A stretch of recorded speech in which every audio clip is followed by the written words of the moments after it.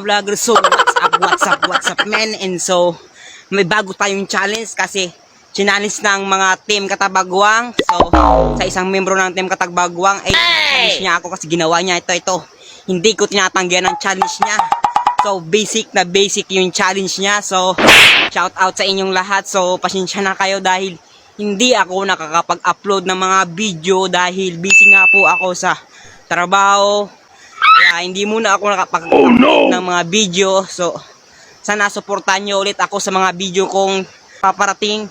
Dahil pasensya na lang dahil hindi ako nakapag-upload ng mga video. So, ito na yung challenge ni sa team Katabagwan, yung isa doon. So, ito na yung challenge mo. Kasi hindi ko tinatanggi na yung challenge mo. Ito na ngayon. So, what's up, man? And, so, magsuporta sana kayo sa aking Facebook page. Salamat. So, tip out sa inyong lahat. Salamat sa nagsuporta. Mag-comment lang kayo at i-shout out ko at mag-share. And follow na rin. Share niyo guys. So, maraming salamat.